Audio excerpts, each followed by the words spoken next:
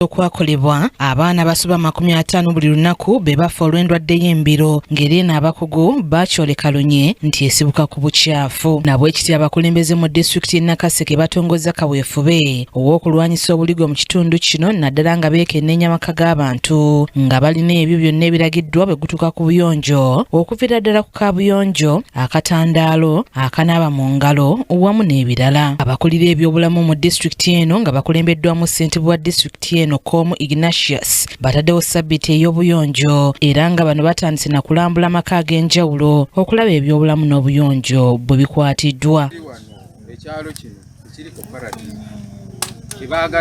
Bano bakibera amaka okulaba nga galina kaabuyonjo ezitukanye n'omutindo, akanaaba engalo awamu n'okulaba nga ebinnya ebigendamu amazzi bibikiddwako okusobola okutangira ensiri ezivirako obulwadde obw'omusujja.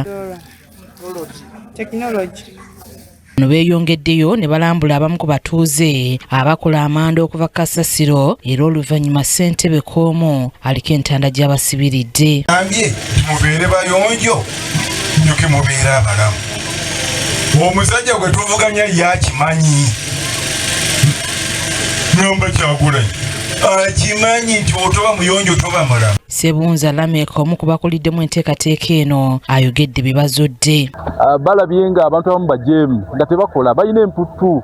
Akati twakkiriziganyizza ekimu ku byo bye tukoze ku mukolo guno gwe tubadde nagwo kwe kusoma amannya gaabo abakyafu baba bakulembeddemu mu buligo. Ezo mu Luzungu tuzita shame list era zigenda nattimbibwa ku magombolola ag'enjawulo okuswaza abantu abo abaganya okukyusaamu. Azinga bye bagenda okwongera okusomesa abantu ku bikwatagana n'obuyonjo. Bweba nga si birungi abantu babeera nga balwala kiba kitegeeza nti essente ezibaweebwa tezisobola kubayamba wabula zigenda ate mu kujjanjaba endwadde.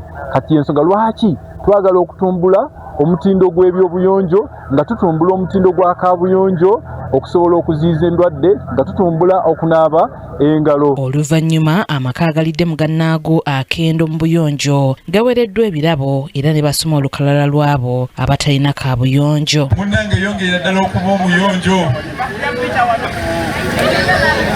Kuma Lawrence oyo bambi abantu bonna bafunye ebiddukano yabaleetedde ebizibu kubanga talina kaabuyonjo. Kisaakye Tekla yakusakidde eggulire lino Crack TV amalindirire.